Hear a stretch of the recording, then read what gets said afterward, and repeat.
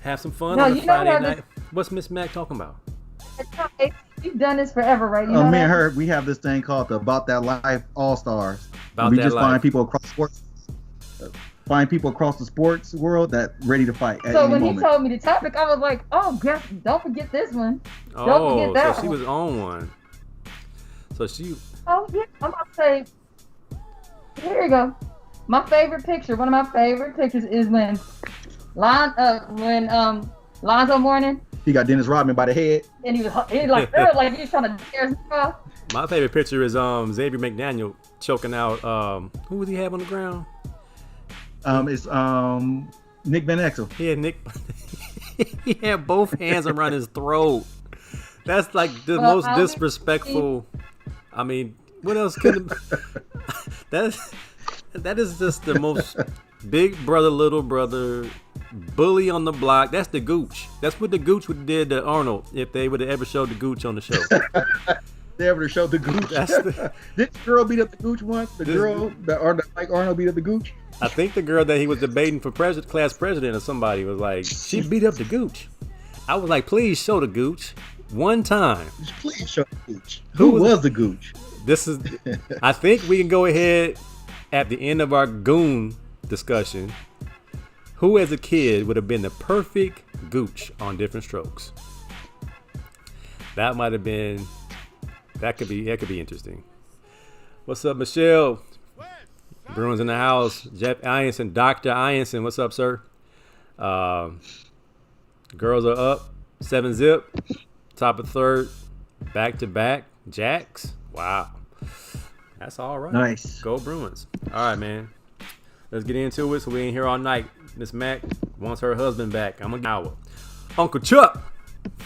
She never won me back. From Jersey. Philadelphia. We back east, Mac, man. We nationwide. All right, bro. We got some lag. Let's see what we got here. All right, man. So we talked about pressure yesterday. We got some lag here. We lagging behind. Checking in, James Mack. You back? You caught back up. 3 jacks in a row. Good Lord, what's in those bats? Check the bats. The bats are corked for UCLA. From Bruins. We got some corked bats. All right, we got pressure to perform. Mac was not happy with your boy AC talking about you let your son play games that ain't important. We go back and forth. This is how Bruins talk, man. We have intellectual conversations about theory and matter.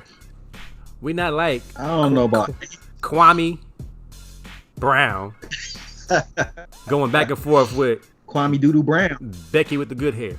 We going back and forth. Just talking about some approach as far as pressure pack situations versus is it a true thing that some games, some situations are more pressurized than others. Rivalry alert. I want to keep an eye on these Dodgers versus these hated ones, the San Francisco Giants. We playing some good ball. Let's see what they're doing. High school hoops, man. I'm not sure if you heard, but a bunch of high school kids, juniors included, are going pro, bypassing their senior year and going pro. I'm not sure how you feel about that. I think it's going to be a topic of discussion because it is now the cat's out the bag. Kids ain't going to school because they want to get a degree. And they're putting $100,000 on the table. If young Jimmy Mack is an 11th grader balling, what's Mr. Mack gonna say if he wants to go pro for $100,000? With $100,000 to college if he doesn't make it to the NBA? I don't know. And then our last topic, top 10 NBA goons. Mack got a list. I got a list. I said skilled thuggery. Not just any old body. Not just a bunch of dudes out there roughhousing. So Bill Laimbeer made my honorable mention because he wasn't a very good player in my book. But guys, Bill Laimbeer was he played a long all-star. Yeah, he was an all-star because he was popular. I'm not sure if he was all-star because he was skilled. I mean, Bill Laimbeer, who you taking? Bill Laimbeer or Kwame Brown? I want Kwame. I'm taking Bill Laimbeer. Wow, you gonna have Kwame on the show? Kwame gonna be dissing our show next. Hey, that might be working. Kwame Brown is no disrespect, man, but never when you was a opponent of my team, I didn't fear you. I fear Bill Lambier. You feared him. Feared him. You feel Bill Lambier. All right, man. Here's our intro. Let's get in.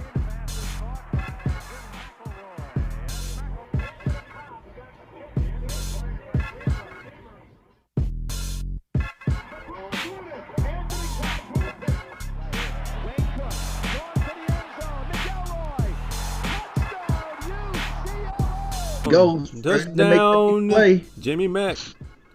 Once again, more than 25 yards. This guy right here likes to go for the long ball.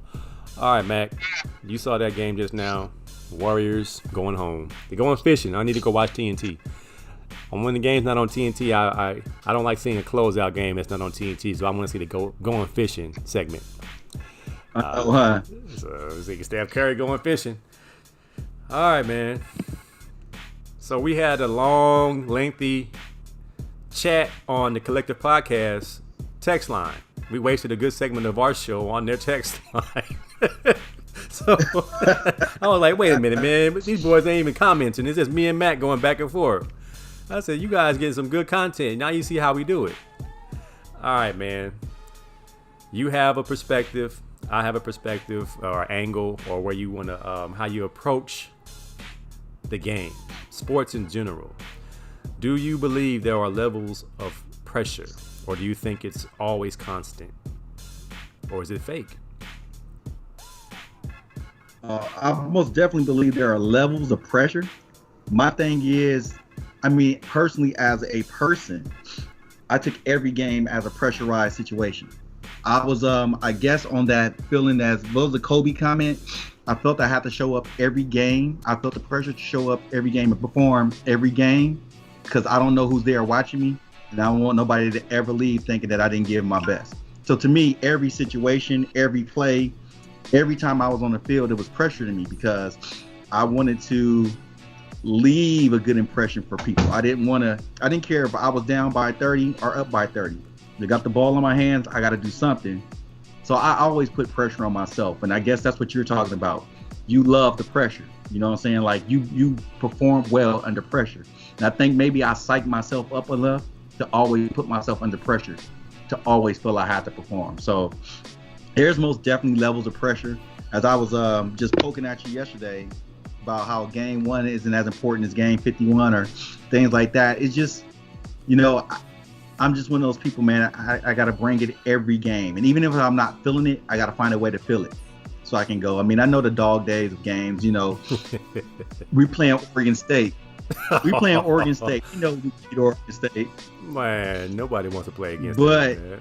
How do I get myself up to play against Oregon State? You know, or when I was in high school, playing Narbonne. Narbonne had lost like 40 games in a row, and we got them next on the schedule. Like, we're not taking this serious. Everybody joking around, playing in practice. Then Narbonne almost beat us. Yeah. Because we playing, you know. So once the pressure hit, I always said to myself, I'll never take an opponent for granted ever. Yeah. So I mean, it's just I believe there's more pressure when you get to the playoffs. I believe there's more pressure in the championship games. Like John Starks going 1 for 15. When you ever seen John Starks go 15? Right. Game 7, he was balling the whole series against Houston. Game 7. When it was everything was on the line, he went 1 for 15. So, I mean, there is most definitely levels of pressure. I just was always in a mode that I'm going to always put myself under pressure. I always feel pressure that I have to perform and have to play my best. I never know who's watching. I never know who's looking. So, I mean, it's just one of those things, man. Like, I would never tell any player as a coach to take this team for granted they're not that good. You know, game... You know, when I coach girls basketball, you know, game number 6 don't matter. When we get to the elite title game or something like that, that's where it matters. No, I always gave a speech or gave a motivation to go out there and beat somebody, you know, to go out there and stomp on somebody, because if you don't and you give a team that you're better than any type of leeway, thinking that they can play with you, that confidence can boost them up. So the next time they meet you, and every time you meet them, it'll happen. I remember in Little League, we're the best team in the park, but we let the Pirates, who was terrible, their 3 wins of the season was against us. They beat us 3 of 5 times. because we played around with them the first time we played them, we barely beat them. And after that, they whooped us three games in a row, and then we finally beat them again. And that was our only 3 losses and their only 3 wins. So it was kind of like every game has to be important. But you say every game has to be important. So you say, I think you did also pose it to me, is it a personal pressure? Do you apply the pressure on yourself? And this might be the difference between Kwame Brown being an all-star and him not becoming an all-star, is that he put less pressure on himself, or he looked at the game differently. And it's not about Kwame Brown. I'm just talking about just why certain players become better. We talked about Mamba mentality a few weeks back, and how people like Michael Jordan put pressure on his teammates, and he put pressure on certain individuals, and Kobe Bryant put pressure on Dwight Howard, and you kind of raised the standard. You had a high standard for yourself. I saw it the first time I saw you play. You had a very high standard. You were always like serious about even like drills, just catching the ball in drills. You were serious about it, and it meant something to you. Whereas you saw somebody like, I don't know name them, but we play with guys who did not take a game that seriously. They didn't take the game as serious as you did. I didn't take the game seriously enough until I needed to. Like, I didn't know that the stakes were so high until I realized they were high. Like I told you, I said I cried when I was little. Whenever I lost a game, whenever I struck out, whenever I got caught stealing, I'm crying because it meant so much to me. The older I got, the more I realized that, okay, I can learn from this part of the game that I did not succeed in. And it's not the end of the world, but I'm going to get better from this. And, and then I started hearing stuff like, this game was very important, but we still got our destinies in our own hands. We can still win this thing. And you kind of like, well, every game is important, but this last game we lost is not our whole season. So I think us as coaches, us as players, as fathers, as businessmen, as teachers, there's always pressure. It's constant, but the levels and is it a figment of our imagination in that we're making these pressure for ourselves? Like, I believe when you watch Steph Curry practice, the reason why Steph Curry is good in these moments, he wasn't, always good tonight because they lost, but he practices these moments with the clock, and a must make this to stop my workout. I need to make 15 threes in a row, doesn't hit no rim for the clock, like the pressure he puts on himself. My son's coach up in the valley, they practice pressure shots every day. This is going to be a game shot. So Johnny Juzang, his coach, is my son's coach, and they practice these pressure shots. That's why Johnny Juzang was so good in the tournament. All he practiced was pressure shots. And the shots you're going to shoot when there's no time left and you have to make a shot. That's kind of why our discussion was started by LeBron James' shot versus Steph Curry, with the shot clock winding down with about a minute left. How pressurized with that shot? It's pressure because every shot at that point is important. But it wasn't a shot to send the Lakers home for the season. It was a shot that helped the Lakers move on. It's a different pressure to me. I'm not sure how you approach it or see it, but I just know that shot was clutch, but it wasn't as clutch as down by 2 and he needs that 3. It's different. I know you had a different take on that part, and I said, well, how about free throws? End of the game. No time left. You're on the line.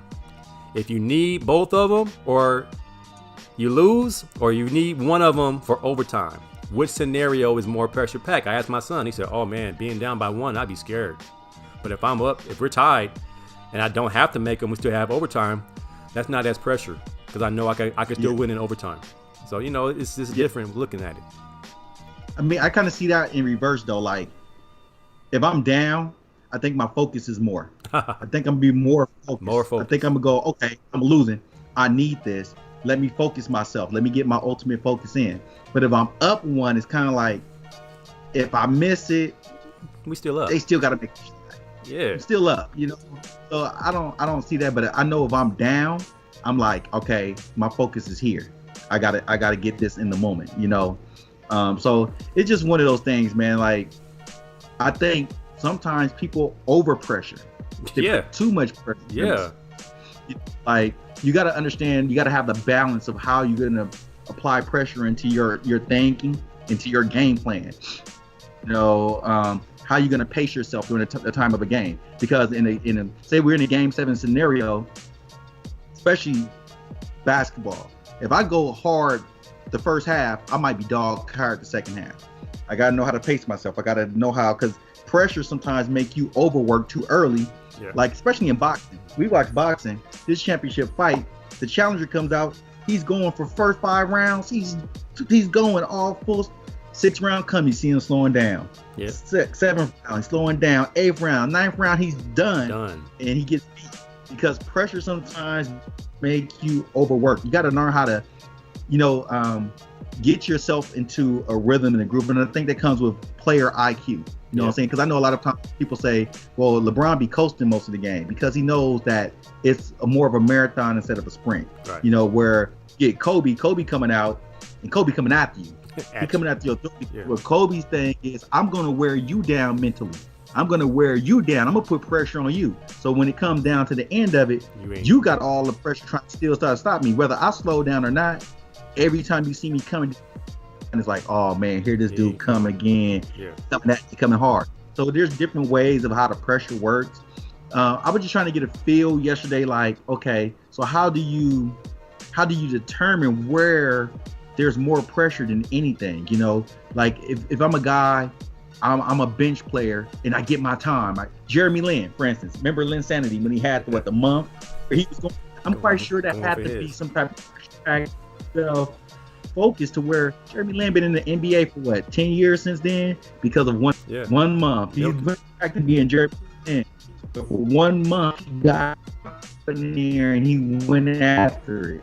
So even though that wasn't pressure for the team to perform, to keep that thing moving. That's why it's always important as an individual. You never know who's watching, you never know who's seeing, and you got to motivate yourself to go. Like they say, Michael Jordan never missed games because he got himself up to play all these games. He could have low managed, he could have did whatever, but he pressured himself to go out there and go, I'm going to carry my team every game.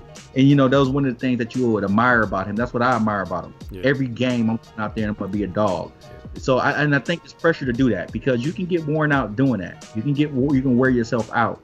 So I don't know, man. I just think that, for sure there's different types of pressure, but I just believe that every game's important. I believe that every time you hit a field, it could be your last. We had Roscoe Zamano. Remember Roscoe up in Michigan? Yep. Went out there. That was his last game as a true freshman, only the 3rd game out, and he turned his leg up. So I always think that you got to give your all because you never know when would be the last time you'll ever see a field or ever do things. I know my last game in Europe, I didn't know it was going to be my last game. I knew they was going to send me home the next day, but I came up big against Amsterdam. Mm-hmm. Made a couple of key to keep drives alive. And then the next day, coach called me in the room, was like, send you home. I'm tired of your attitude. You're getting on my nerves. Wow. I'm losing my shit because of you. Wow. So you got to go. Despite the fact I had my best game, even playing injured, I had my best game, and he was just like, you got to go. So there's always pressure. There's always, to me, there's always some type of pressure. Yeah, well, I think it is constant in anything in life, whether it be a test in school. Like, did you prepare for this moment? And if you did not, this pressure is going to be too much for you to do well on this test. Guys can't take tests. Some guys just can't take the SAT. Some guys can't run the 100-meter dash. You know what I'm saying? Like the pressure to perform is something that fascinates me, man. Because I'm one of the guys who couldn't practice. I could play in the game. So if I could ever figure that out, like I was better with 2-0. I was better 0-2 when I was playing baseball at my peak. I played best 0-2. Like my first 2 swings, they weren't as important to me as being down 0-2 in the count. Because I know now I gotta use my eye. Now I have to hit for average. My first 2 swings, I can swing for power because I want to hit a home run. But when I have 0-2, I know now I'm gonna get some junk. I'm going to get something on my hands. I'm going to get something that moves, but I'm going to watch it out the pitcher's hand with a little bit closer. So I like that idea. I like when my papers are due tomorrow. I can write really good when my papers due tomorrow. But when it's due in 2 weeks, I'm like, oh man, it ain't that important for me to write right now. So the pressure I put on myself to write something overnight for the next day or study for a test and get to the test knowing I know I've studied. I'm ready for this moment where some people black out and can't write anything. because the pressure was too much. I believe students, sad to say, they commit suicide because the pressure to perform in the classroom is too great, and that sometimes comes from their parents and the demands. Like, guys get sent back from college all the time or bounce backs because they could not handle the pressure of being a D1 student athlete at a high level, and they end up coming home because the pressure was too great. So it's crazy. That's why I want to study it, man. I'm studying the zone. My doctorate program, I want to study that zone and see if there's some type of science to get in that zone. Some people can achieve it on the whim. They practice in it. They stay in it. That's why they perform at such a high level. Whereas common folk like myself, I've only reached the zone a few times in different moments in my life where I couldn't miss, where everything was huge and everything was in front of me and everything was slow. Those moments are like really special. And I just know that mentally, people can reach that if they can find a way to emulate and have repetitions of those moments in business, in sports, in classrooms, everything. And I just know it's a really fascinating thing to me. That's why I'm going to study it. But it's interesting to me, man, just to see, like tonight, that kid Poole from Golden State, he's baby Curry. He hit some very pressure shots. And Curry hit very high pressure shots, but so did John Morant. And John Morant's interview is interesting in that he knows that he's the guy, so his confidence is out the roof, and he's able to perform in a must-win situation. A lot of guys don't. So I think it's really interesting, man. Really interesting. It's fun to say about that. Like, I can do the baseball analogy. Like how you said you have to be down 0-2, you saw the ball better. Mm-hmm. I had to put the pressure on myself. I got to hit the first pitch. If you throw anything, if you threw me something that was in the zone, the first pitch I'm swinging.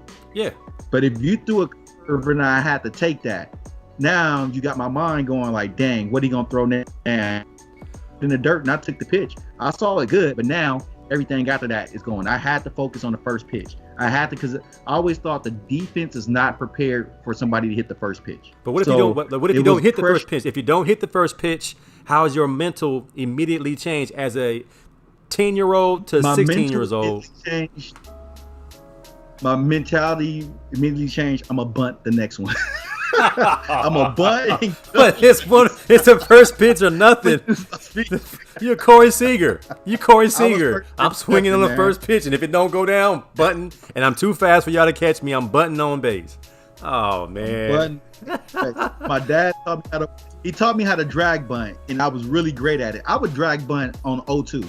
If I had two strikes, knowing that if I bunt it, it's gonna go foul, my focus would be enough to where I can at least bunt the ball. I can see the ball to the back, keep it in field of play, and make them have to throw me out. It didn't work all the time, but I sure wasn't gonna strike out and be embarrassed. That's just how I felt about it. Let me ask you this: you returned your share of punts, right?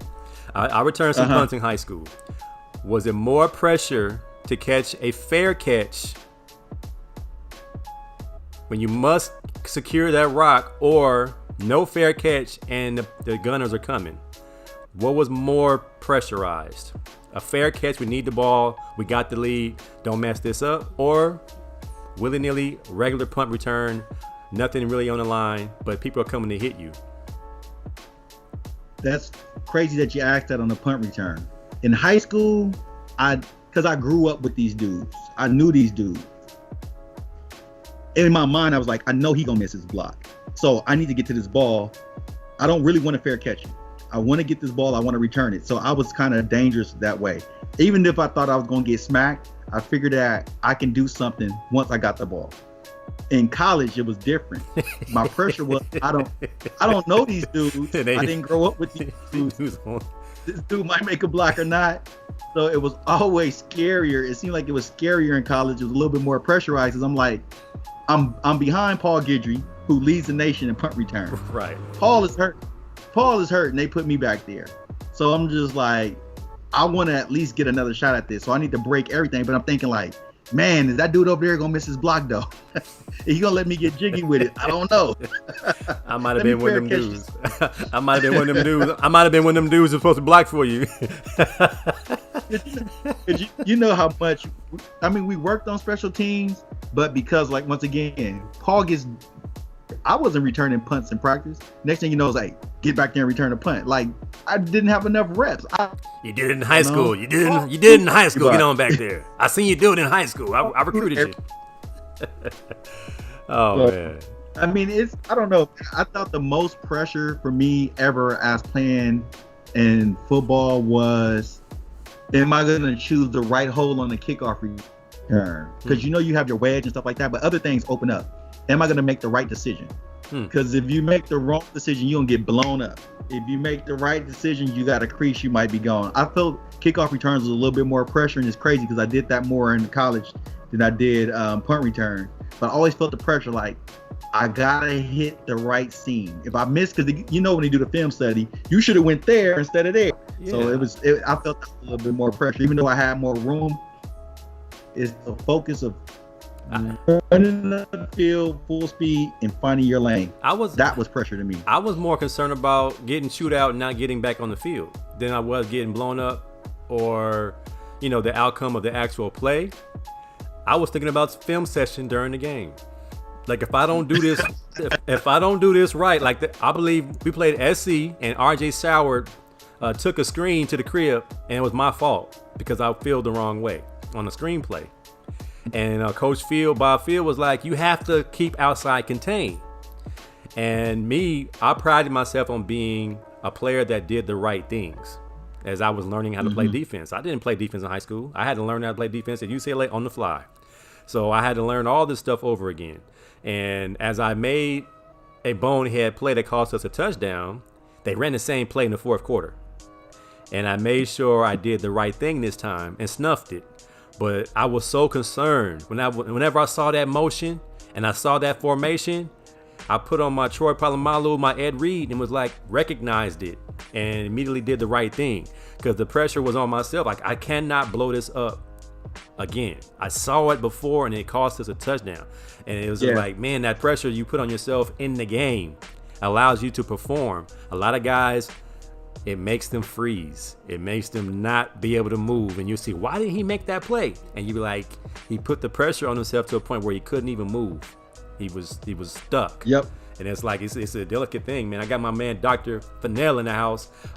He's a sports trash talk doctor. He did a study on trash talk. I wonder if you did the survey with him. He says perspective in the experience within the competitive environment ignites flow. The mind must be connected to the body to experience that state of flow. That's what I want to study. Yeah. Wow. I hear. And that comes from experience. Like, you put Jimmy back there because we seen him do it. We know you, and you have to believe what they believe. Like, Jimmy, we've seen you do it. Get back there and return this punt without no reps. It's like, with 100,000 people, man. ABC, Keith Jackson in the booth. I can't do this, man. Time out. Time out. Crowd. When it came to the crowd, the only stadium I hated playing was UW. It was something else, man. It was like the air would move when the crowd would cheer. Like, you see like the sound waves, man. That was scary, man. I was like, dude, why we got to play these dudes up here, man? That was a different thing. But usually I could tune the crowd out. Yeah. I didn't even really hear that so much, but except for there. I was like, oh, dude, why we got to play these dudes, man? But the number of people in the audience. You can hear the words coming out. You hear the words. I think you playing in big games in the city section. I played big games in southern section. We get to UCLA, the 100,000 people don't bother us. I believe the build-up and the matchup, you start playing into it. Y'all playing against Miami tonight. We like, the U? Yep.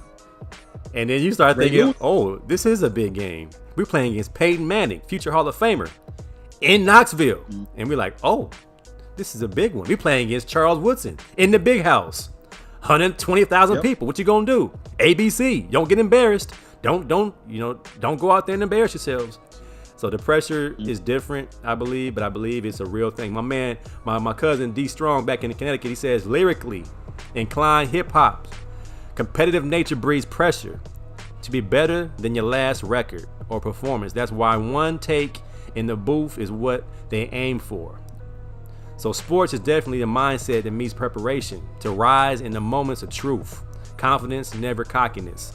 Dame Dollar, John Morant, All these guys, man, they exude confidence. And I believe if you put the work in, you can reach that point of it's just you and your trainer in the gym. And you're doing it in front of millions of folks, and you're able to zone them guys out.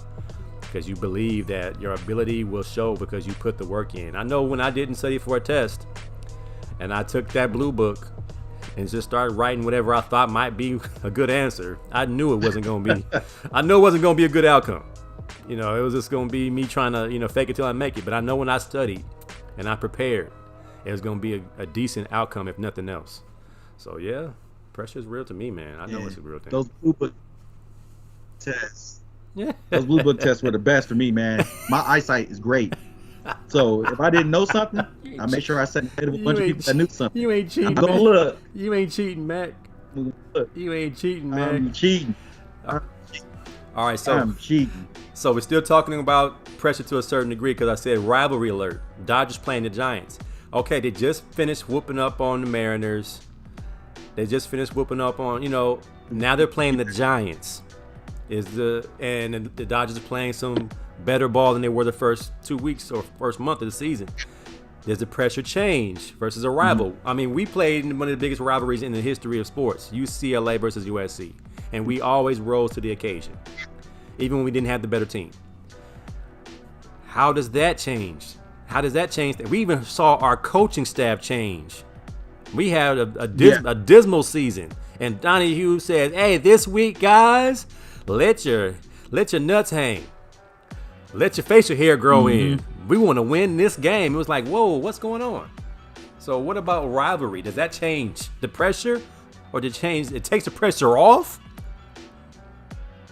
To me, rivalry games took the pressure off because I've been playing in rivalry games, since Pop Warner, man, especially when it came to football. I mean, my rivals was Jap Guidry and Dalen McCutcheon growing up. So whenever I played them, man, it was fun because to me, it was somebody on the other side of the field that was as good as me, if not better. So I was like, ain't no pressure. I just got to go out there and try to knock that person's head off. I got to be better than him. If I'm better than him, my team wins. So when I got to high school, we had to play lock or Gardena. It was fun because I'm like, I got to be better than Sir Parker, be better than Russell Shaw. You know what I'm saying? Gardena didn't really have nobody back in those days. So it was just like, let's go out here and have fun. But whenever we played lock or we had to play Carson, Bannon, Dorsey, Crenshaw, it was always like, there's really no pressure because there are so many good guys on this field. I can't help but to shine if I come to play. So I was more relaxed. Where I felt the pressure, like I said, trying to get yourself motivated for a team that you know you better in. That was the pressure of building myself up. But I love the rivalry games, man. Win or lose, I always felt that there was an experience in a rivalry game that only the people in this field can ever experience. Like beating SC all those times when we were there. Yep. Those SC dudes are feeling a different experience, but it's a brotherhood. Like how you and LP, y'all do the Spartan races together and stuff like that. On DeLon Washington, right after college, we hung out all the time. DeLon be like, man, I'm up at the park. Come hang out. Right. We go up to the park. We shoot hoop. You know what I'm saying? Do whatever, man. So it's like that was always fun because the brotherhood that's built in rivalries and how you feel about a person, probably hate them in that moment, but you respect them because it was a rival. So I always thought it was great, man, to be in a rivalry game. I never had pressure, man. Even in those SC games, I just want to play, man. It was something good, especially growing up being a diehard SC fan and having to face my childhood team, despite the fact I chose to be a Bruin over a Trojan. Right. I just want to have fun, man. How was that though, man? You say that's really interesting how the pressure versus the unknown versus the pressure versus the familiar. Like you said, everybody we played against on SC were childhood friends and rivals, and you really, really want to beat them because you know them. But it's not as tense. Like playing against Nebraska versus guys I don't know. That's intense. I'm saying in a hostile environment, being called everything out your name, and in Knoxville, Tennessee, being called all kind of N-words and all kind of craziness down in the South, But then you come home to play against number 2 in the country, USC, with Keyshawn Johnson and DeLon Washington, and these guys that you know are big time players. But you're like, hey, let's get it. You happy to play against guys you're familiar with versus guys you're not too familiar with and you're not sure about, but you could still probably be successful against. But what's the difference there? And it's like, wow, why am I not nervous in this game we're supposed to lose, but against a team I'm not? That's crazy to me, man. I don't understand it, but I know it's real because we played against teams that we should easily beat, but we weren't sure about our motivation, our approach. We practiced like everybody else. We practiced the same amount of time. We had one-on-one drills, inside drill, 7-on-7 team, just like every other week. But every game was different because the rivalry, the history, the situation. That was just like, it's crazy. And that's kind of why the good coaches are able to get their players to play on a certain level no matter who they're playing against. Now I'm looking at the Dodgers, and they did pull it out versus the Giants in a 2-1 game. Yeah, 2-1. Oh, man. I mean, a month ago, we couldn't win a 2-1 game. Nope. We couldn't win a 7-0 game. We up 7-0 going in the 8th inning. We're going to lose this. I was just like, we're going to get this up. Watch. It's crazy, but it's always an added bonus to sports, man, because you never know what's going to happen in an athletic competition because guys treat. This is why closers get paid so much money in baseball. The pressure. Like poor Kenley Jansen, his whole life is based on pressure. I mean, who's figured it out except Mariano Rivera in the last 25 years? Mariano Rivera had the shortest memory in the world. I seen him blow saves and then win 10 in a row. Saved 10 games in a row. Like, dude, nothing bothers that dude. And how do you achieve that? How do you get to that point where you have the shortest memory ever? Like, I know at cornerback, when I moved to defense, I had to have very short memory because you're not going to win every battle at corner. It's just not possible. But if you have to change the way you approach the plays. So I put more pressure on myself on third down. Like, you can have 1st and 5. First down gets you a little hitch. But 3rd and 4, you got to ratchet it back up. And the whole defense has to say, let's get off the field. This play right here is very important for us to recognize our keys. Let's get off the field on this play right here. And that's where stats come in. We're a good 3rd down team. We're a good 3rd and 4 team, 3rd and 5 team. We're not good 3rd and long. We get 2 lax. So all these little things come into play, and it's like, well, who gets to perform and in what circumstance and what kind of rivalry is going to get these kids to play at a certain level?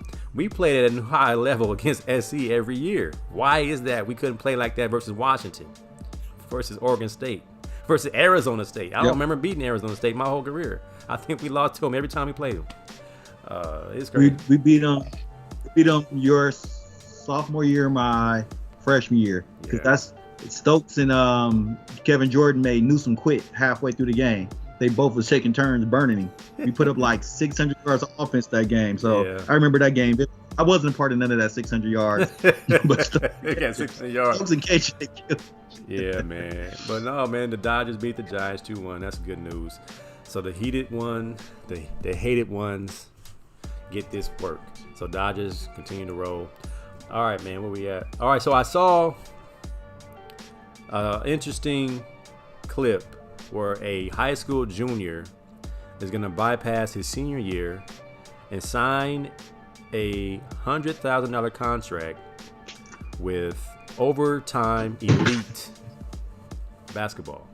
It's the next big thing next to the G League as far as an option for young hoopers to bypass college on the route to the NBA. Is this a good thing? Because they have things in place for kids who don't make it as far as college tuition. Like, kids can still go back to college if they don't make it in the NBA. Is this a good thing for sports? I mean, it just makes it fair finally. I mean, if you had a daughter that played tennis, she can go pro at what, 13, 14 years old, or play golf.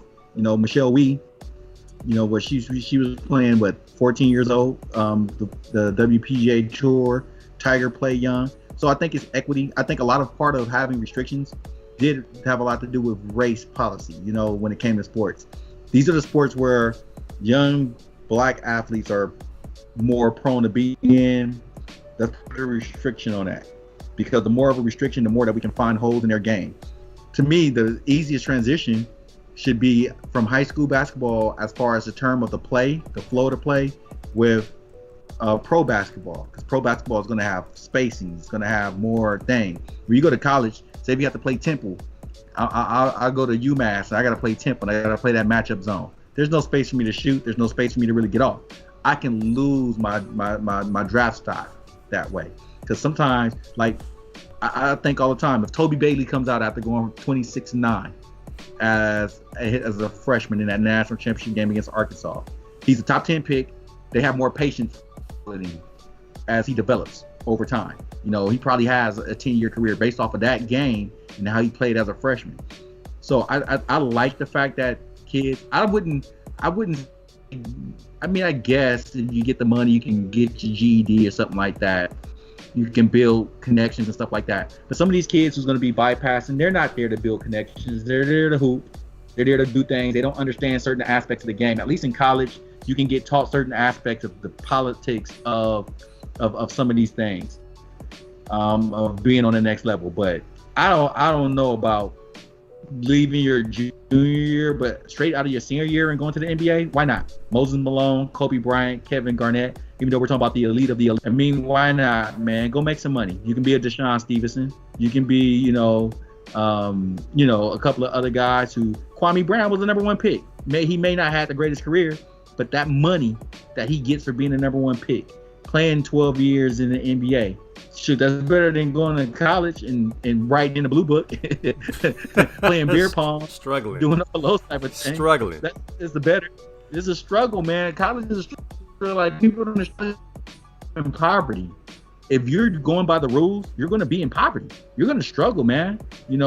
Thank God I had good friends in college. I can go there and get a quick meal or something like that. But you struggle. Yeah, it's a struggle. Why go through that struggle for the hopes that I might get to the NBA, when the NBA scout goes, hey, we can put you in the G League and develop you, and then go on. Because when you soccer in Europe, all those soccer clubs in Europe, they have they have their farm system, and then they have their pro league. Those guys are turning pro at 12, playing in the farm system. We can do that here. We always brag how we got the best of the best. Let's do that for our young people. Might as well. Well, I know that we're a little bit more in touch with how our education system is skewed and not, forthright, honest about certain subjects. So it almost makes sense if they do go this route, that they are educated by specialists, by hand-picked educators, so they don't get a run-of-the-mill pass you on because you're a baller education. So some of the details of this route, because it's going to become something viable, because I'm watching the kid from Long Beach Poly who's going to UCLA, Peyton Watson. He no longer plays high school basketball, even though Poly's going to the playoffs. He's done. He's not playing high school basketball anymore. And he said it's killing him not to be able to play with his friends his senior year. But the money is too great. The opportunity is too great for his chance of possibly going pro right now, like going pro now. UCLA is there, but if he keeps performing at the high level he's playing at right now, like he's a top 5 pick, they have him going next year. So he's like, well, shoot, I'm done with high school.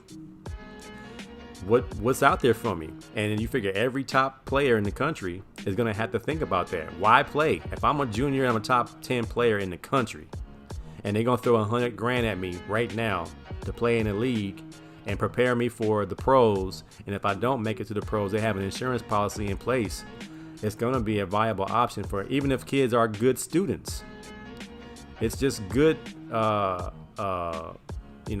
sense to say, hey, this looks like it might be something I want to look into. So just detail-wise, Overtime Elite is set to launch. This was a couple years ago, and it's ready to launch in September. And it made 16 to 18-year-olds, almost like the mellow ball method, the mellow ball process. 16 to 18-year-olds, the league offers alternative to playing high school. and collegiate levels. This is kind of like the IMG Academy. Like, this is a sport. You come here to play sports. We might give you an education on the side, but we're here to play sports. This is just basically saying you're going pro, and we're gonna treat you as a pro, and everything else is on the side burner. And then when it's time for that, we'll do that. Collegiate levels before NBA eligibility. Over time, CEO Dan Porter says he will expect tens of millions of people will want to watch OTE basketball. So they're also cash in on these young people's social media presences as their 15 million followers and whoever they got on IG. These are potential fans that they can tap into as monetary, pieces. Digital sports media company Overtime has announced plans for a new basketball league for 16 and 18-year-olds, which will pay players guaranteed $100,000 per year. I don't know about you, Jimmy Mack, but $100,000 a year. I mean, Cops, are we having technical difficulties? Probably. See you. Can you hear me? Mm-hmm. All right. I can hear you. All right, cool.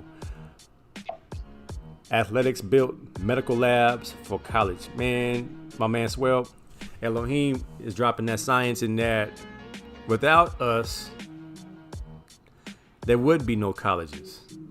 I mean, there would be colleges, but they won't be as big and as lucrative as they are.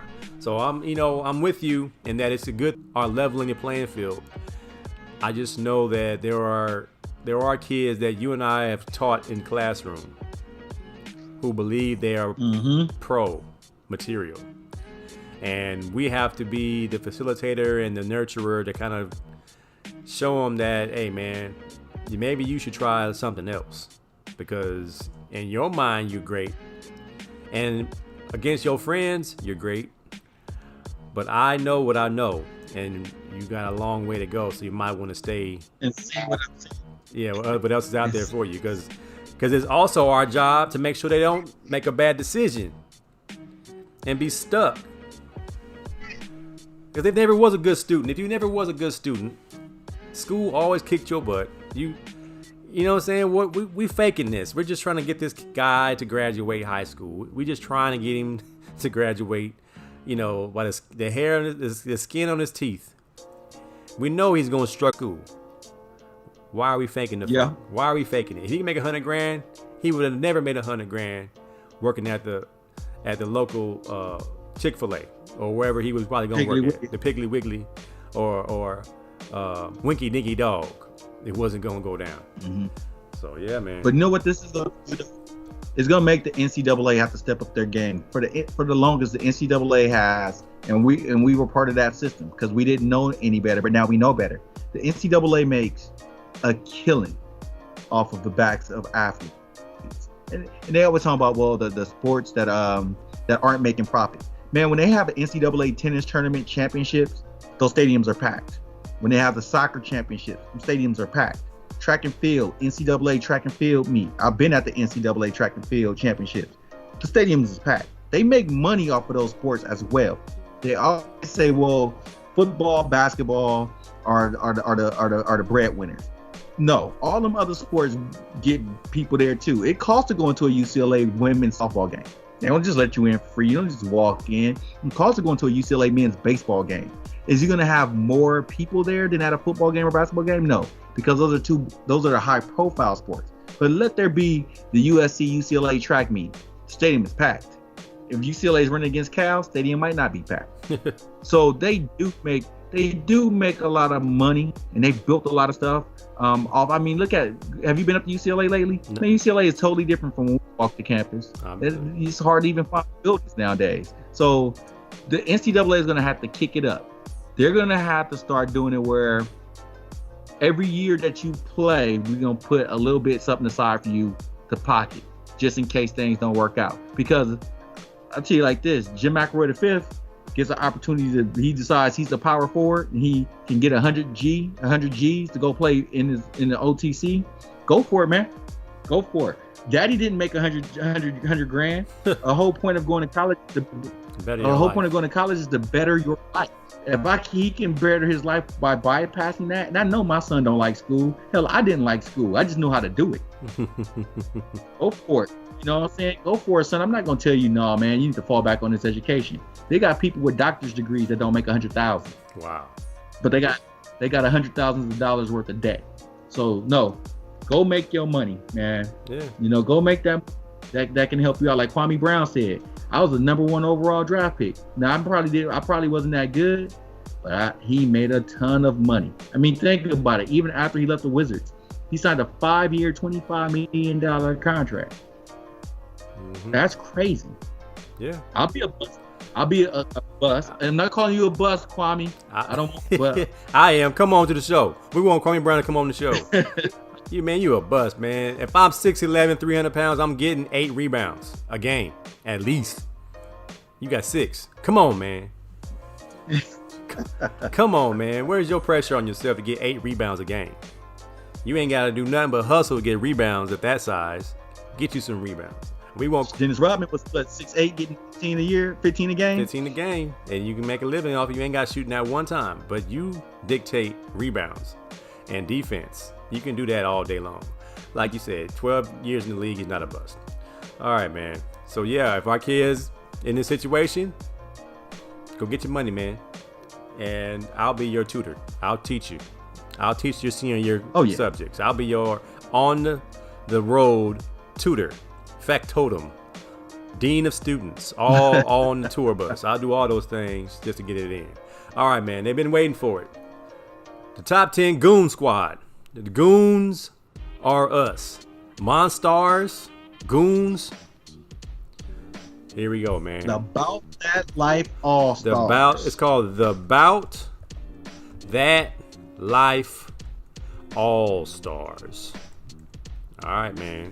Who you got for the About That Life? I mean, we need to bring in Miss Mac for this because she like to call people BANs, but this is not the BANs. Yeah, she'll take over the show. She'll take over the show. This ain't the BAN. This ain't the BAN segment. This is the About That Life All-Stars. All right, so my wife helped me pick this list. You know, we were calling out names. She did a little internet surfing. I was just going off the dome of guys that I'm like, these dudes are straight goons on the court, but they were at least really good goons. Good players. Right? So I'm gonna give my honorable mentions first.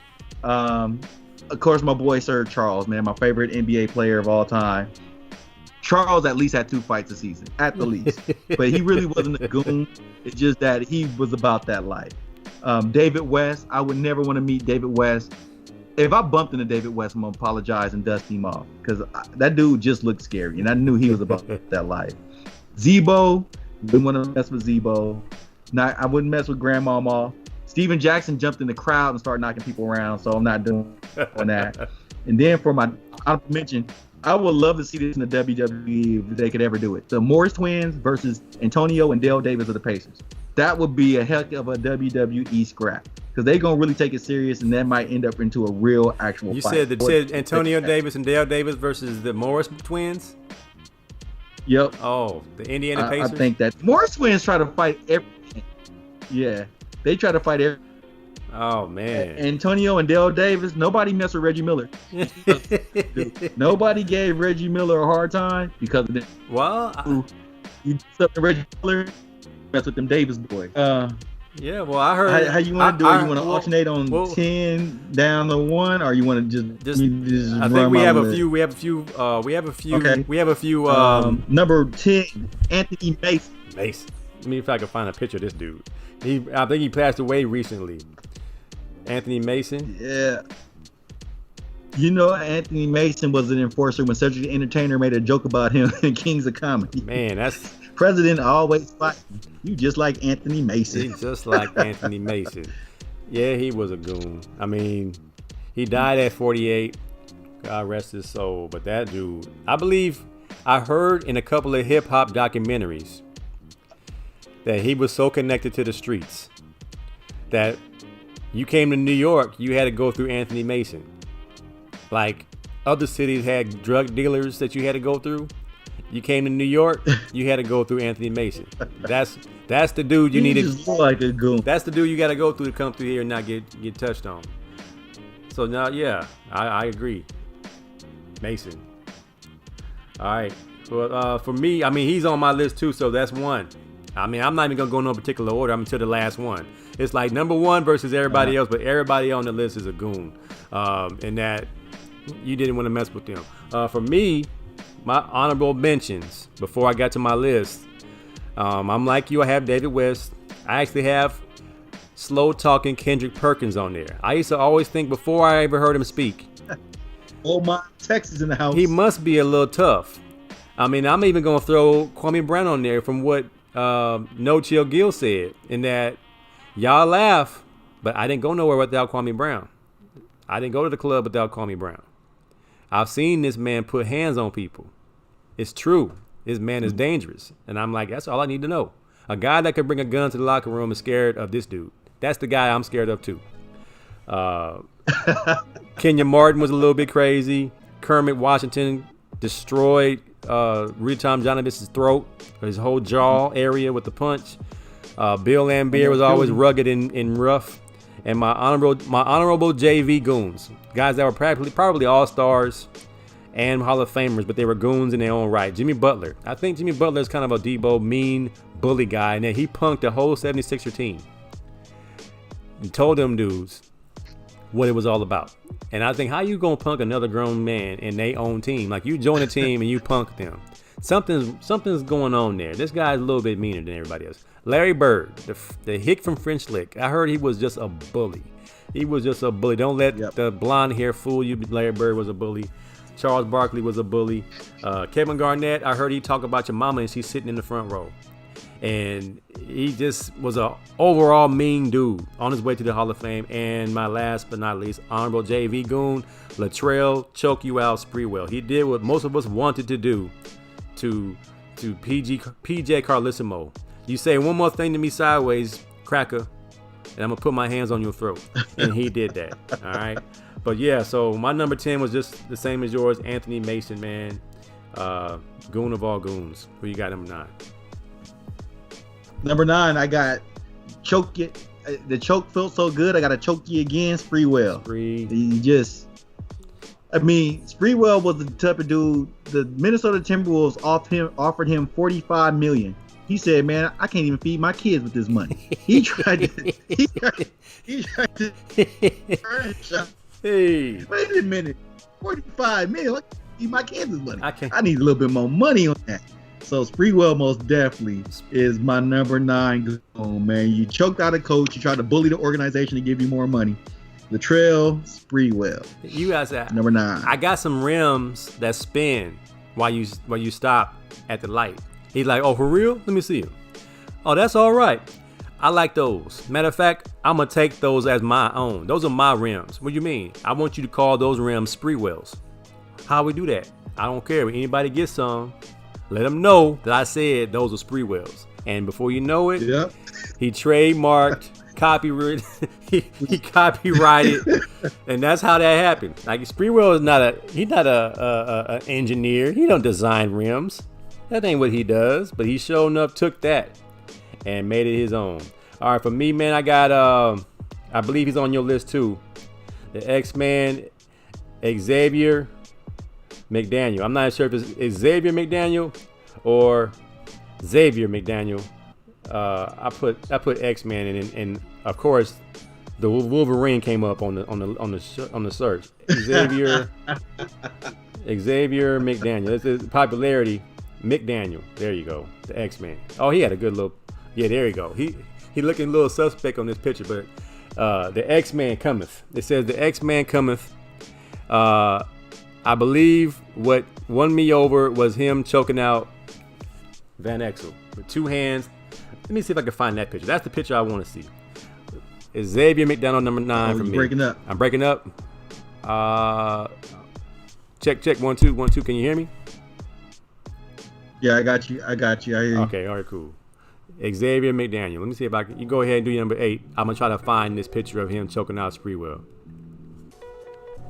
Because the X-Man is my number 6, so I might as well go with him too.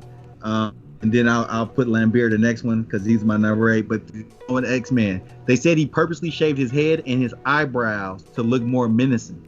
And every time he joined the new team, they said the team is getting tougher because they're adding Xavier McDaniel to the team. So you know he was a straight goon because every time he joined a new team, it was like that team is trying to get tougher because they added him to the team.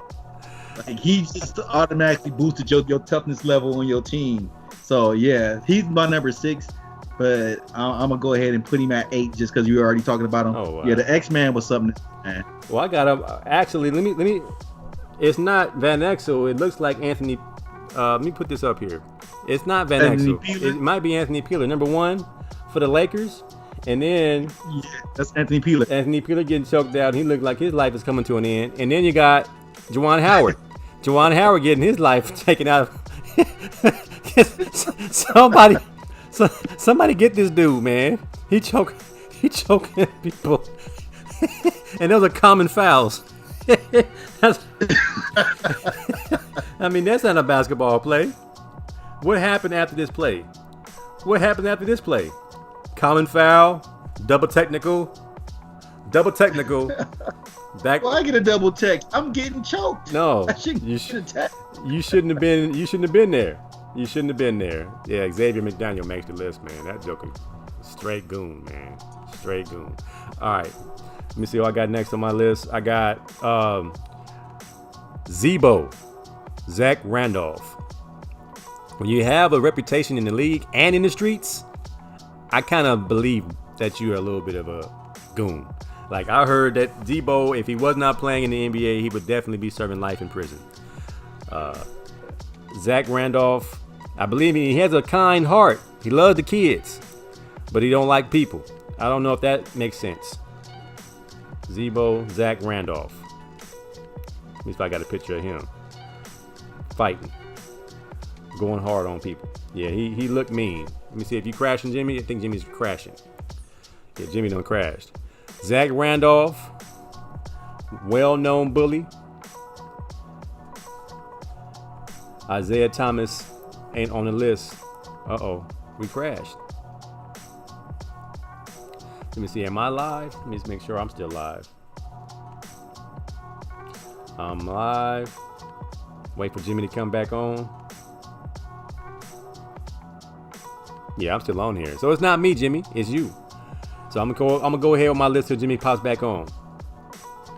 Start the call. Oh, my call got blocked. Oh, okay. Now I get it. I'm live, but Jimmy's not live. I gotta start this call again. Get Jimmy back on. My list continues until Jimmy comes back on. Let's do it. All right, so I got Zach Randolph. Number 7, I got Dennis Rodman. There's Mac. Mac is back. I believe my Skype got shut down, man. No, I think I got booted off the net for a second. Oh, that's probably Miss Mac saying, "Hurry up, the show is going too long." So I'm on my number 7. I got Dennis Rodman coming in. Hall of Famer makes my top 10 in the Goon list. I got a couple of Hall of Famers now that we got a couple guys that just got inducted into the Hall of Fame. But Dennis Rodman makes my list, man. Who you got next? All right, so Bill Laimbeer. I know you said Bill Laimbeer wasn't good. I mean, he's good. He was a. I'm just messing around. He's good. He played a long time. That's good. He was a career 12-9 guy and made 4 All-Stars, but he was a goon. Yeah, he was the definition. Him and Rick Mahorn are the definitions of what a goon is. Them dudes, they came to fight. They came to intimidate.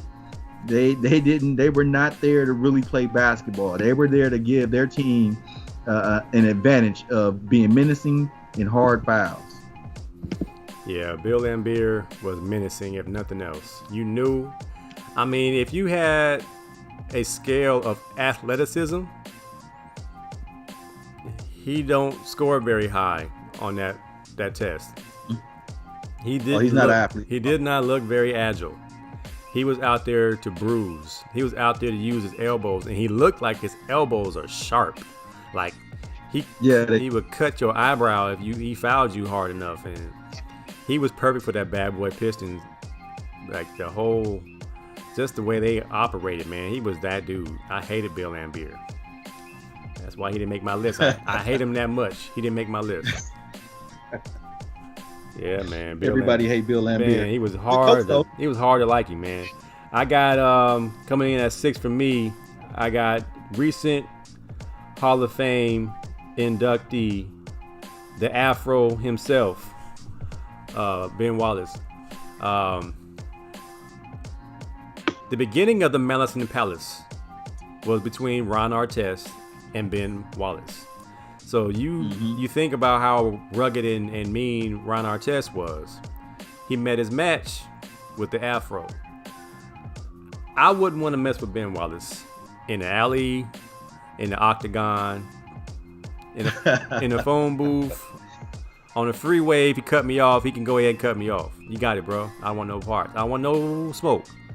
He looks like he likes to fight a little bit. And I'm pretty sure he's pretty good at it. So I'm good. Ben Wallace, man. Makes my list. Ben Wallace always remind me of somebody that was an extra in Roots. Like he just picked him off the plantation. Said, go grab some. He gotta look like a slave. Go grab some rebounds. Oh man, go knock some people around, man. Oh man, you won't suffer tonight. Go handle your business. He made a career of it. But he made a career of it. He was rough and rugged and mean, thugging at 16. All right, who you got? His antagonist in the Malice in the Palace, your boy Ron Artest, aka Meta World Peace. I mean, he got hit with a cup and didn't know who hit him with the cup and just picked somebody out the crowd and was like, I'm gonna beat him up. It was the wrong one. I don't know who did it, but it's okay. I mean, Ron Artest, that dude had another job when he played for the Bulls. He's an NBA player and was working at Circuit City. Like, what's wrong with you? What's wrong with you, player? You're a millionaire. That dude. So, yeah, Ron Artest, Meta World Peace. Mr. Kobe passed me the ball, so I shot it. Oh, man. That dude, he was a stray. He was about that life, man. I tell you that. Ron Artest, I wouldn't mess with him ever. I mean, shoot, medication. Thank God for medication. If he was not on his meds, I mean, this dude asked Captain Jack after the Malice, do you think we're going to get in trouble for this? And I think he was dead serious. I don't think his meds wore off. He was not in his right frame of mind. I believe on levels of crazy. That's why I kind of asked you, is it any sports? Because I put Ron Artest and Mike Tyson. If there was not medication and weed, these two guys, probably the most dangerous, socially, emotionally disturbed guys on the planet that could do anything. Like he's talking about this. It can really hurt you. Like, I'll pull this chair, I'll take the leg off this chair and stab you with a homeboy. Like, who thinks of stuff like that? I saw somebody get stabbed over a pickup game. I'm like, why did you see something like that? Where are you that you're playing a pickup game that's so important that you gonna kill somebody over a pickup game? I'll kill you right now, homeboy. That's a foul. I don't know. But if you live in that kind of rough, that's that kind of life that he grew up doing. So, I mean, we fast forward to Ron Artest, but it's more of a Ben Wallace had to fight that dude. That makes Ben Wallace a very tough individual in my book. All right, who we got next? Kmart. Kenyon Martin. That dude looked like came to the game just to fight. He put light-skinned dudes back in the... I'm here to fight. Nothing else. I'm going to get you some buckets, but fight. I'm going to fight somebody. He was always into it with somebody, man. Kenyon Martin was one of them dudes. He didn't play, man. He didn't play with nobody. Well, he went to Cincinnati, where you don't have to go to class. The Bearcats didn't go to class. None of them dudes went to class. Van Axel, none of them guys went to class. Crossover guy, what's his name? I forgot the name. Everybody went to Cincinnati with a little bit thuggery. He looked like he's like Method Man on the court. He looks like he. Oh yeah, he looked like there's something mental going on. Look at his eyes, man. He looked like, because you look at Kenyon Martin, It reminds me of what's the guy's name? That's a straight walking bucket, but he couldn't get right. I want to say Michael. He played for the Heat. Oh man, them guys have a look in their eye. Michael. I know who you're talking about. He went to Kansas State. He's a bucket, but he cannot get right, man. He looks like this guy in the eye. Michael is last name starts with the B.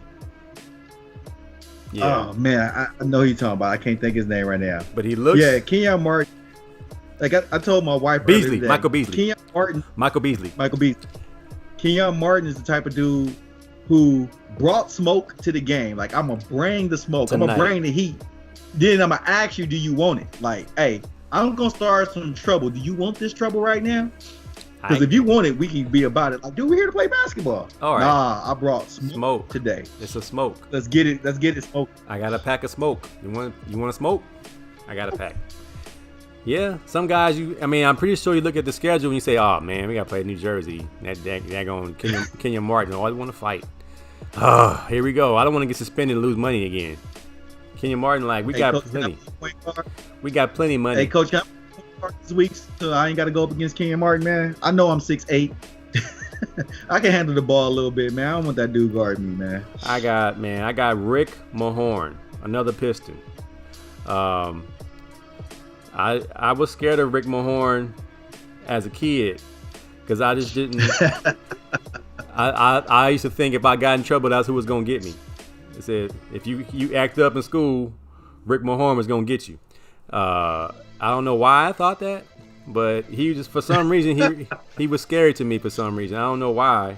I got a picture of him fighting Michael Cooper right here, but he was always one of the guys I thought if the team is tough. And he's the tough guy. Yeah, I'm zooming in right now. He looked a little bit nutty. He looks like that uncle at the barbecue that I always wanted to fight after a couple of beers. So that one hit home. It hit a little different with Rick Mahorn. He was always scary to me. I was more scared of Rick Mahorn than I was of Charles Oakley for a long time until I saw Charles Oakley start slapping people upside the head. But yeah, Rick Mahorn makes my list. He laying in the house. What up? Look at them shoulders on that dude, man. That dude, like he slap you, knock your head off. Well, you said Ben Wallace looked like a slave. That's terrible, man. That's like the worst thing to be called. You look like a slave. Like you look. I didn't say that. I said he looked like an extra on Roots, man. An extra on Roots is a slave. That's. You can sugarcoat that, man. All right, who you got? Next up, I got Charles Oakley, man. Like you said, Charles Oakley was going around slapping people, man. That dude fought security at the Garden because they said he couldn't come in. Like, no, man, he can't come up here. He fought the security. Like, I'm gonna fight people. He's still. There's a story that was floating that Charles Oakley was looking for Charles Barkley off the court for years to fight him. Like, he was just looking for him.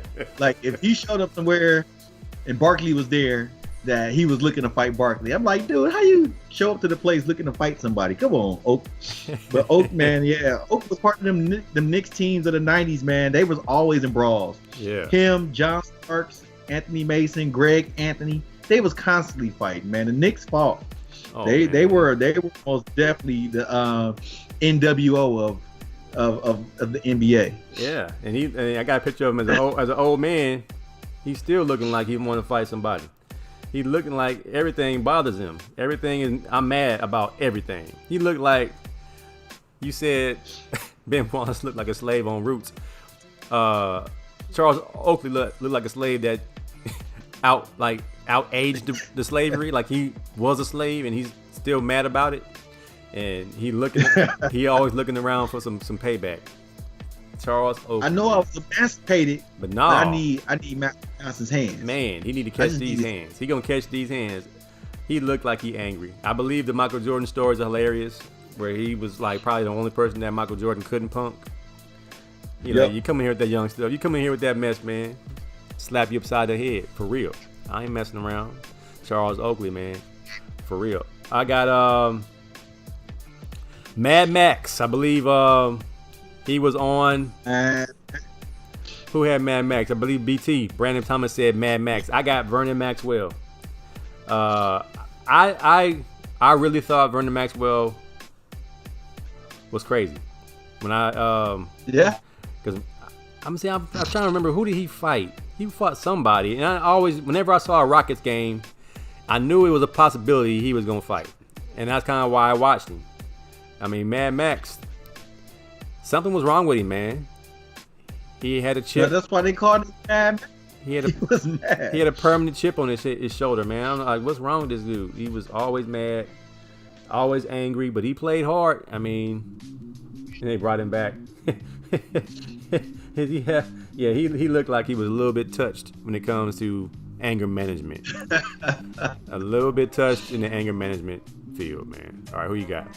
Oh, he had anger management, man. He said he quit. He quit the Rockets. He left the team because they brought in Clyde Drexler. He was like, "Nah, man, y'all gonna bring in Clyde? I quit. I quit. What? I quit. I quit. I don't play no more. I quit.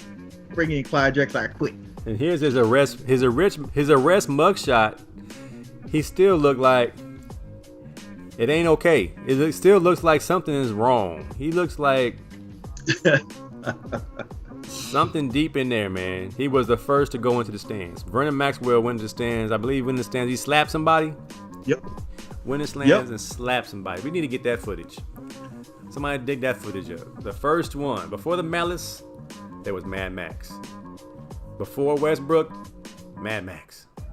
I don't think Westbrook followed through with what he wanted to do. I believe Westbrook wanted to do a Vernon Maxwell. Couldn't do it. All right, who you got? Next up, man, I got everybody's favorite thug on the court, Rasheed Wallace. Rasheed Wallace. 4-time All-Star, but Rasheed Wallace was constantly leading the league in texts. The refs, coaches, cheerleaders, anybody can get the smoke from Rasheed Wallace. He didn't care. He was getting texts before the game started. What's wrong with dudes, man? I mean, like right now we got Boogie Cousins who's trying to be Rasheed Wallace. But Rasheed had problems in college. Like Rasheed was always angrier. I mean, he wore Air Force Ones. I believe he wore Jordan. Did he wear Air Force Ones in the game? He probably wore Chucks in the game. You know what? Yeah, he wore. I don't think he tied his shoes up. I mean, you got, man. That's a tough duo right there. Rasheed Wallace and Ben Wallace. That might go down in the goon duo of the century. I never realized how goonish they were. That championship run. That's why they won the championship. They was gooning. Goons gonna goon. Wow. Rasheed was about that life. About that life all-star, Rasheed Wallace. Mess with him. Wow. All right, who you got? KG or Rasheed in this matchup? KG's in the hall. Rasheed ain't backing down. I can tell you that. Yeah, he ain't backing down. He ain't backing down. That's gonna be a fight. And people forget he was one of the first stretch fours, man. Rasheed had a nice little corner three.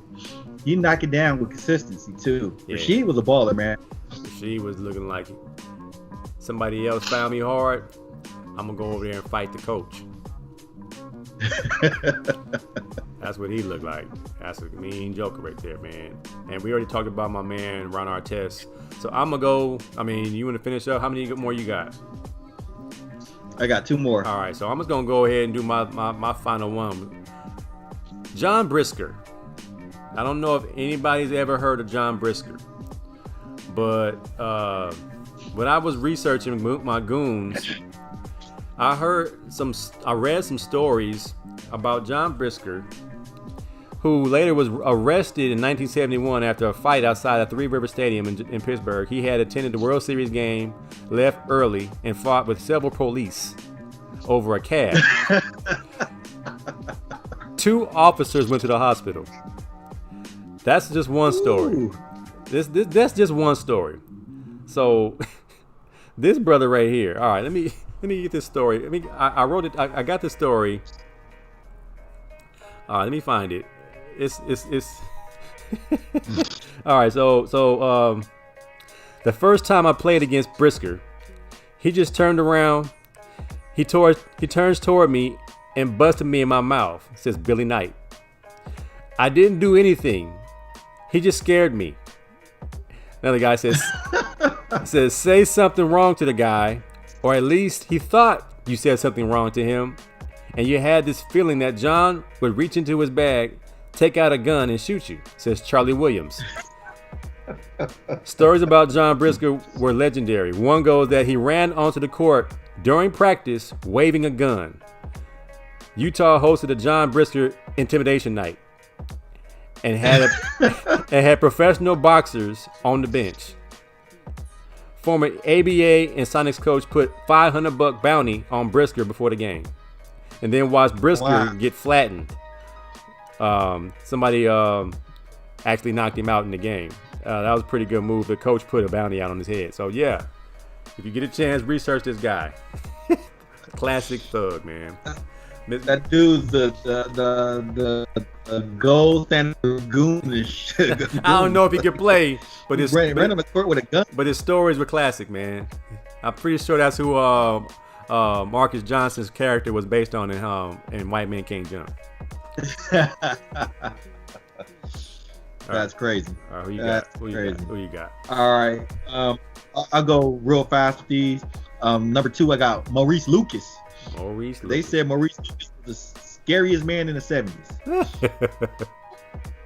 Nobody messed with Maurice Lucas on the court. Really good player, and he should be in the Hall of Fame. Maurice Lucas was a 2-time All-Defense, 5-time All-Star, and an All-NBA player. And if you ever hear Bill Walton tell stories about Maurice Lucas, he said, Bill Walton has a little stutter. I never had to deal with anybody because they knew if you mess with me, that you was gonna have to deal with Mo Lucas. He was my favorite teammate. He always had my back. So Maurice Lucas, most definitely 6'8", 215, and they say he was a straight thug. So I never saw him play, but to hear the stories of him was absolutely crazy. That's all I need. And my number one goon about that life. Morning. About that life, goon. About that life. Him and Larry Johnson were like good friends, and they fought. he like no reservation about it. I'm just gonna throw punches. Like he choked out Dennis Rodman. He tried to fight everybody. He wouldn't talk to Vince Carter for 10 years because Vince Carter dunked on him. Zoe was a bully, man, and he was a big dude to be messing around with. What's wrong? I think when he got sick, he bullied his sickness. He was like, "Nah, you gotta get out of my body." That's a problem. The doctor said, "Mr. Morning, I want to hit. I got this. I ain't sick. I'm not sick. I'm gonna get my kidneys to line up." I hope he's doing well. I mean, I'm doing well too, man. He's that dude. That's a scary dude, man. Alonzo Mourning. I used to love Alonzo Mourning when he was at Georgetown. Yeah, I'm looking for the pictures where you can see it. I think the picture I'm putting up there now, if you look deep in his eyes, yeah, you don't want to mess with him on his bad day. Yeah, he might. Nope. You can be good friends on Wednesday, but Thursday. Look at that. Something wrong, man. Something. Can't you look into somebody's eyes and tell something ain't right? Like, all right. So, was it anybody we played with? Who did we play with? We played with some goons. All right. All right. Who was it? Psycho. If you watch it. Was a goon. All right. So we had a whole group of them. I think before you came, we had a group of goons, and they kind of influenced me to come to UCLA. I like being around goons. They were hilarious. They made life more enjoyable. Othello Henderson. I believe now he's an officer of the law, which is very scary. Goon. When he was at UCLA, man, I was a big fan of his, man. That dude he brought the funk. He was the funk master. He was in the longest arms I've ever seen in my life. I think I saw him scratching his knees standing straight up. I mean, I ain't lying. He stood straight up and scratched his knee like Kawhi Leonard. I mean, like he just started scratching his knee and standing straight up. I'm like, why are your arms so long? And he was swole too. And he had the widest gait. Like he walked, I would believe his feet were a good 2 feet apart when he walked. He was just a dude. Like you say, we had dudes, and another goon we had. Rest in peace, Well, I wouldn't say he's a goon. Bruce Walker, rest in peace. I heard Bruce was just a good overall party, fun guy to be around. Until he wasn't happy. When Bruce was not happy, he'll beat the club up. Bruce shirt come off. As athletic and strong as Bruce was, I feel sorry for the bodyguards. I feel sorry for the security guards because he throwing them out the club. When them dudes, Othello and Bruce, got drunk and they start tearing the club up, it could be Bruce's party. When Bruce throw them rum shaker parties back in the day, and fools start acting up, Othello's shirt come off, Bruce's shirt come off, Jameer's shirt come off, everybody's shirt off. All college educated brothers on the stage fighting. I'm like, I'm going to school here. I love these goons at UCLA. Kim Longhorn, rest in peace. Bonafide goon. Jameer Miller, NFL All-Pro goon. All these dudes at the club fighting every week like clockwork. I can't even tell you why. It would be most of the time be Bruins on Bruins. Be fighting each other over something stupid. And I'm like, is it offense versus defense? What's going on? Whose side do I choose? Yeah, I'm like, I'm going, I'm here with Carlton Gray. I'm a Carlton Gray and them. Roman Pfeiffer, goon. These dudes, man. That's when UCLA was good. We had goons. You had dudes that was going to jail every other week. One of your Long Beach Poly brethren was a goon. Dan Juan McGee was a goon. Oh yeah, man. He's still a goon. Dan Juan was a goon. Dan Juan he loved to fight. Hey, love that dude. Man, my roommate P Ward from the CPT was a undercover goon. He was looking for fights sometime. P Ward didn't play that, but he didn't show it at first until you made him mad. Oh, then man. You're like, oh. When he tried to fight the police, I knew he was a goon. I was like, P Ward, calm down. No, man. They profiling us, man. I was like, but we gotta chill out, man. Nah, forget that. I'm like, what you gonna do to the police, man? They gonna get this work. Get this work, man. All right, man. Hey, you know who was a bunch of goons? The class of '94 when we came in. A bunch of goons. Goons. Oh, all man. over the place. E. Scott. We had a dorm fight every other week. Y'all was the worst, man. Y'all got us in trouble. We was out there chilling. We trying to just hang out and not get in no trouble. Coach was like, I heard you all was cutting up, so we gonna run today. I'm like, wait a minute, that's them. We're a team. That's most definitely us. Y'all tearing up dorms, so we gonna run tonight till the sun come up. All right, man. All right. There's always a guy had to be the spokesman for us. Jimmy, what's going on? What happened? And N5 is tearing up. N5 fought ZBT last night at the club. N5 fought against A5. And it said they fought against every fraternity on Fraternity Row. They went down the street, just fought everybody. Going to parties and starting stuff. That was y'all, man. Who was that? You, Daddy-O, E. Scott. Who else was in that group? Was Tyrone Pierce and them? McBride was a thug. Tyrone and them is a year before us, but they was always around though. Yeah, all y'all was getting in trouble fighting people, man. Fighting against the alphas, fighting against the 3 omegas we had on campus. Did y'all fight the sigmas? Man. No, we didn't fight the sigmas because we love J Mo, so it was never fighting the sigmas. J-Mo. I was mad that we fought the alpha, man. I thought about joining alpha, man. I was like, I'm gonna be an alpha.